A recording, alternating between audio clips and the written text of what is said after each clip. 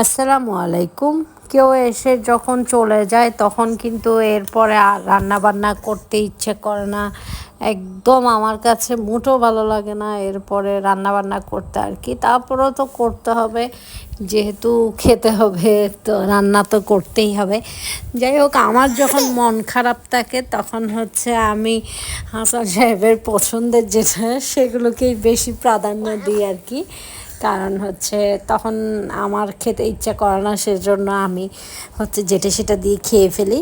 তো আমার কাছে ও যেগুলো পছন্দ করে, মাছ যেভাবে করে রান্না করা পছন্দ করে, ওগুলো আমি একটু কম মানে খাই না বললে ভুল হবে, খাই কিন্তু অতিরিক্ত পছন্দ করি না ওইটা।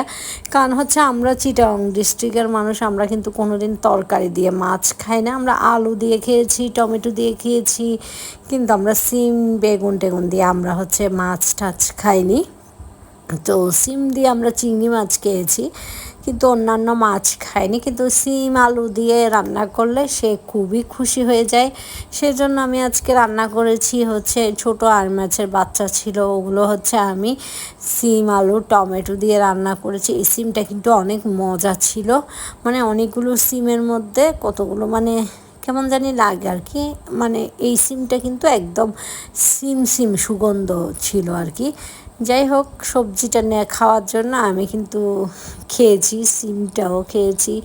মাছটা আমার কাছে কোনো রকম লাগেনি, যেহেতু এখানে সবজি দিয়ে দিয়েছি, সেজন্য একদম ভুনা করলে টমেটো দিয়ে ওটা কিন্তু মজা লাগে। তো তারপরে হচ্ছে প্রথমে আলু তারপর সিম অনেকক্ষণ কষিয়েছিলাম, এখন হচ্ছে মাছ দিয়ে দিয়েছি। তারপর হচ্ছে টমেটোটাও একসাথে মাছের সাথে দিয়ে দিব একসাথে কষানোর জন্য। অনেকগুলো টমেটো দিইনি, এখানে হচ্ছে একটা টমেটো দিয়েছি। চিটাগং ডিস্ট্রিক্ট ছাড়া অন্যান্য অনেক ডিস্ট্রিক্টেই কিন্তু এভাবে সিম টিম দিয়ে মাছ রান্না করে।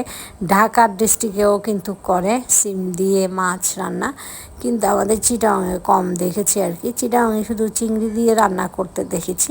তো ঝোলের পানি টানি দিয়ে দিলাম, তারপরে হচ্ছে ধনিয়া পাতা দিয়ে দিব। আমি ধনিয়া পাতা দিয়ে তারপর নামিয়ে ফেলবো। হালকা ঝোল রাখবো, বেশি ঝোল রাখবো না, কারণ একদম বেশি ঝোল রাখলে কিন্তু এটা মজা লাগবে না। আর সিম আলু সিদ্ধ হওয়ার পরেই কিন্তু আমি মাছটা দিয়েছি, টমেটো দিয়েছি, তারপর হচ্ছে আরেকটু কষিয়ে তারপর ঝোলের পানি দিয়েছিলাম আর কি। এই তো তো আপনারা কারা কারা এভাবে খান অবশ্যই কমেন্টস করবেন, আর কার কার ভালো লাগে। আর যারা এখনও খাননি অবশ্যই খেয়ে দেখবেন, মজা লাগতেও পারে অনেকের, কিন্তু অনেক ডিস্ট্রিক্টে কিন্তু খায় এভাবে।